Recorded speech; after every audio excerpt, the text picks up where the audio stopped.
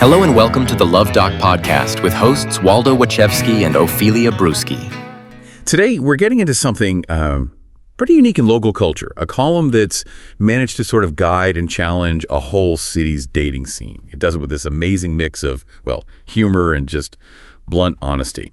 We were talking about the Luv Doc column in the Austin Chronicle, and this isn't your standard dating advice, is it? It's much more sharp humor, social commentary, and a very, very distinct way of challenging norms. So, our mission for you today, to pull out the key nuggets, how the Luv Doc operates, what really makes it distinctive, and how it kicks up conversation, and yeah, sometimes controversy, right, in Austin's dating world. Think of this as your shortcut to understanding why this column is, well, such a fixture. Yeah, and what's really fascinating, I think, is how this one voice, just through an alternative weekly paper, became such a powerful force. Maybe polarizing at times, sure, but powerful, and offering insights that go way beyond the typical Dear Abby stuff. Okay, so let's unpack that. Let's start right at the beginning. What exactly is the Luv Doc column? Well, like you said, it's this long-running advice column. Comes out every Thursday. It's in the Austin Chronicle, which, is the alt-weekly here in Austin. And it's really known for its irreverent, funny, and often totally unfiltered take on things. Relationships, dating, even bigger social issues, readers sending questions, personal stuff. And the Luv Doc answers with this really candid advice, but it's often wrapped in, biting wit and satire. It's built up this incredibly loyal following over the years, precisely because of that style-blending humor, real wisdom, and sharp cultural commentary. It's pretty unique. Which naturally leads to the question, who is this Luv Doc? Who's the person behind it all? Right, so the column's written by Dan Hardick. That's his real name, but he uses the persona, the Luv Doc. He's been with the Chronicle since way back in 1987.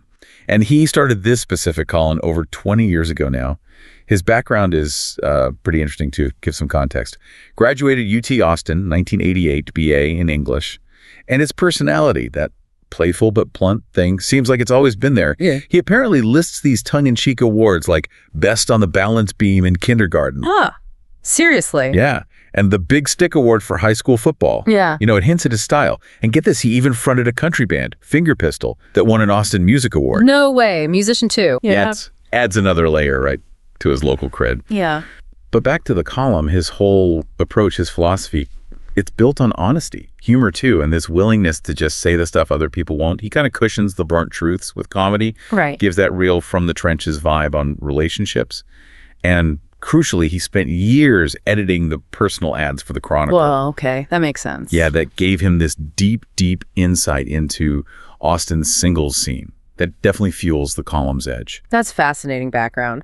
From balance beams to personal ads to rock star, country star. And it really makes you want to understand his humor better, dig into his satire specifically. So what kind of satire are we really talking about? Well, the writing, it fits best under Juvenalian satire, which, for anyone maybe not familiar, is that really biting, irreverent, almost sardonic humor. It's used to critique social vices, foolishness, hypocrisy, that kind of thing. Yeah. And in the Luv Doc's column, you see the hallmarks: direct mockery, dark humor, pointed social commentary. Especially when he takes aim at politics or cultural trends. His tone is just, unapologetically blunt. He'll weave these scathing observations about public figures or institutions right alongside ridicule and exaggeration. It's meant to provoke laughter, sure, but also sometimes discomfort. Yeah. Wickedly entertaining, caustic, delivering bitingly honest insights, bold and uncensored, even wickedly entertaining satire on the decline of American intelligence. We can jump from jokes about intimate relationship problems straight to these broad takedowns of political absurdity. It really echoes classical satire, the invective, the lampoon, the monologue forms. And connecting that to the bigger picture, his willingness to offend, that's not accidental. It's actually kind of central to the impact. The content may shock, offend, or entertain. It embraces that discomfort you get when satire hits on uncomfortable truths. And that's exactly why his satire isn't just funny. It's influential, it makes you laugh, but it also makes you think. And digging deeper into what makes his satire so influential, it's a few things working together. First, that blunt, unfiltered honesty. It's almost jarring today. He skips the polite stuff, the euphemisms, just direct statements, cuts through social niceties. That willingness to say what others won't and not back down, that really stands out. Not sugarcoating. Exactly. Then there's the irreverent and biting humor. It's dark sometimes, self-aware. He mocks social conventions, embraces the absurd. He might use crude language, sure, but it's usually to make a point, to illuminate some underlying truth. And crucially, the candid social commentary. He does this pivot really well from personal advice to sharp cultural and political critique. He weaves them together. And it feels current because he uses real-life analogies, pop culture references. Grounded in the now. Yeah. And that willingness to offend and entertain that's created this edge, this cult status. It challenges readers, pushes past what you expect from advice. And finally, it's his strong, consistent voice. That persona he's built is kind of cocky, world-weary, but also self-deprecating and intellectually playful. It creates this really unique relationship with the reader. He's like a provocateur and a confidant. Wow, yeah. Provocateur and confidant. That sums it up well. Decline of American intelligence. I mean, it's sharp stuff. But it makes you wonder, how much of Dan Hardick, the actual guy, shows up in the writing? How does his personal life give it that authentic edge you mentioned? Well, it seems less like he's writing an autobiography and more about these consistent sort of self-referential hints, glimpses into his own views and experiences. Like, he often signals his own history with long-term relationships, especially marriage. He'll reference the challenges, the routines, the humor in it. That lends a lot of authenticity, makes it feel earned. Real-world grounding. Exactly. And you definitely see tons of references to the Austin lifestyle and local culture, insider knowledge of spots around town, shared city quirks. It really grounds the advice in this place. Then there's his whole persona as an observer and trenches storyteller. You know, those decades editing personal ads, writing the column. It positions him as someone who's really seen it all in Austin's dating scene. Right. He's got the receipts, so to speak. Totally. He also uses self-deprecating anecdotes quite a bit. Little comic asides, references to his own supposed mistakes or failures. It makes him seem more vulnerable, more relatable. And underlying it all is his personal philosophy and worldview, his skepticism about conventions, poking fun at relationship ideals and social norms, always filtered through this tough but kind of wry realism. And, like we touched on, that musical background with Finger Pistol. While maybe not explicitly in the columns all the time, it adds to his whole persona as this local cultural figure. It hints at this broader creative life that must inform his unique perspective. Makes him feel like a real Austin character. Okay, so we have this very distinctive voice, this unique style. How has the Luv Doc actually influenced Austin's dating culture over all these years? What's the impact been? Well, it provides this perspective you just don't get elsewhere, candid, funny, unfiltered. And it both reflects Austin's social dynamics and, you could argue, helps shape them a bit. He gives realistic, grounded advice, sometimes harsh truths about love, partnership, things people might not want to hear but maybe need to. Reality checks. Yeah. And he definitely mirrors Austin's unique scene, referencing the mix of tech people, artists, the whole slacker vibe legacy. He uses satire constantly to challenge norms, critiquing individual behaviors, but also wider societal trends. And he really engages the singles community by talking about the stuff they're actually dealing with, you know, like ghosting, digital dating hell, the trenches experiences. It fosters this sense of shared understanding, I think. And what's really interesting now is how that influence isn't just limited to the print column anymore. It gets amplified, right? Through podcasts he might appear on, social media discussions. It really solidifies his role in how Austinites think and talk about relationships today.